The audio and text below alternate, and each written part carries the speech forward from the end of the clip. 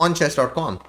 If you're rated between 1300 to 1500, then you're probably making these mistakes quite frequently.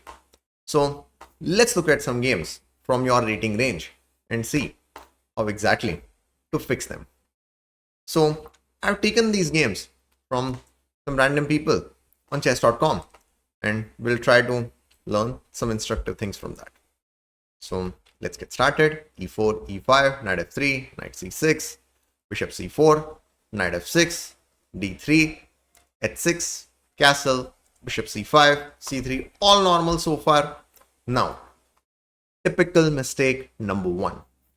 Please do not open the center. Do not go for the central pawn break when your king is in the center and your opponent's king has already castled. So black went for that, and that created problems because he takes d5, knight takes d5, rook e1, and then there is pressure. By the way, a small note, this tactical idea of black also does not work in this position because white will have 2 pieces for the rook.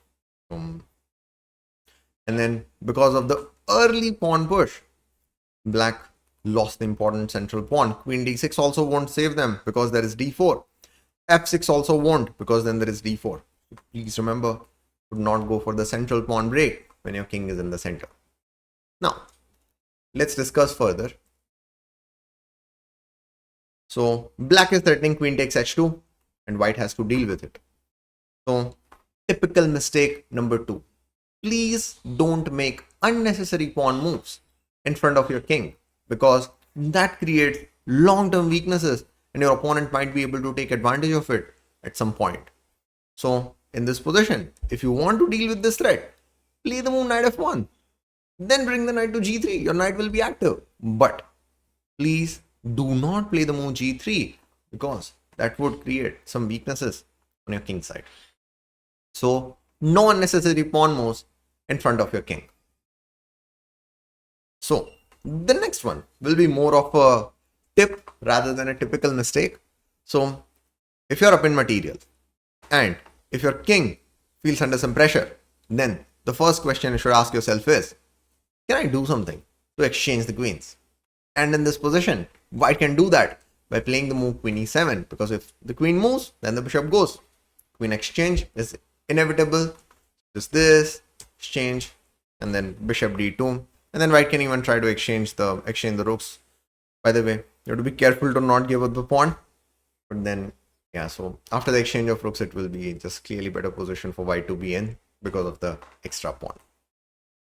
So let's go for the next game. So in this I decided let's go for the d4 opening. So this is knight c3, d5, bishop g5. So you can call this the Vienna.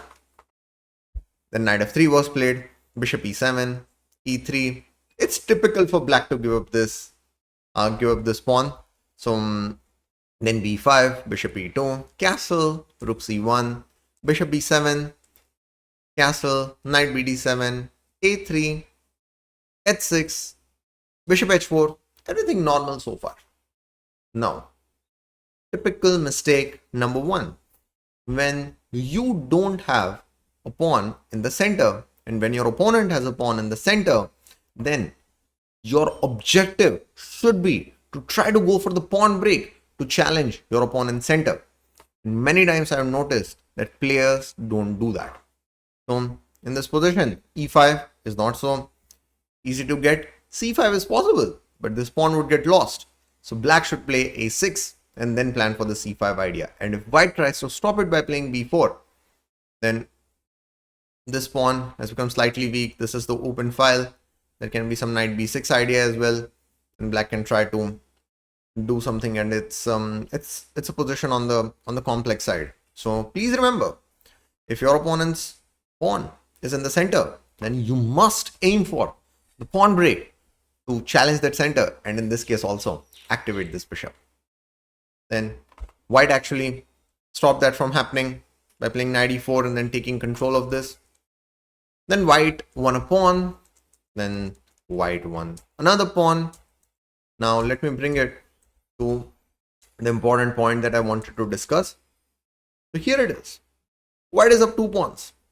White has those rooks on the open file. White has that active bishop. White has that active queen.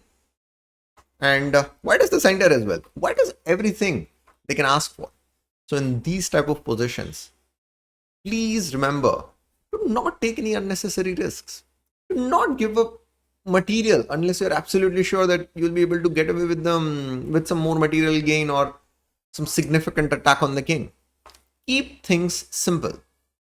Please remember, the most efficient way to win the game might not be the most quickest. So your goal is not to win in the quickest manner, but doing so and not give the counterplay to your opponent. So in this case, white played the move queen g6. White is like, okay, I'll go for the attack. But then black got activity. Black got both of the pawns. And then white is still better, but majority of the advantage is gone because of bringing the queen there and trying to attack. No need to do that. Keep things simple. In this position, white can simply play the move queen d3, improving the queen's position, defending this pawn. Maybe playing e4 next. There will be 2 pawns in the center, 2 connected pass pawns in the center. So let's go for the next game. This time, e4 and d6. So this is not that popular opening, and there is one typical mistake I notice quite frequently that white does, and I'm going to show you here. So after knight f3, knight f6, knight c3, g6, d4. So white can also play e4, d4, d6, d4, and then this can happen. Now, I'll show you the typical mistake. When your opponent has not gone for c5, d5, e5 lines, when your opponent goes for the d6 line, please remember to not go for this bishop c4 move. Because let's say so in the game castle was played, bishop g5, and then there is this move, knight takes e4. So the center of white would get challenged because of this. So black is temporarily sacrificing piece because there's d5 and black would recover it. So please remember, in this line, do not put your bishop on c4. You should either put it on d3 or e2 and then continue with your regular development. Now, typical mistake number 2. When your opponent plays something unexpected, then we get a bit nervous and then we make one more mistake. So please remember that even if your opponent has played something unexpected, please try to stand your ground and try to play in a manner that you don't make your situation worse. In this position, white can still play something like bishop d3, d takes e4, bishop takes e4. Yes, that one central pawn is not there, but it's still not a bad position. There is one pawn in the center and then white can slowly try to improve. It's a game. But white was surprised with this. And what white did? White made their situation worse by giving up the bishop. No, give up the knight. The position is open. Your bishop will be more valuable. And then this happened. And then this is actually just better for black because of the double bishop advantage. And white made one more mistake and then lost the central pawn. So for this game, it was about this bishop c4 idea not being that great in this setup.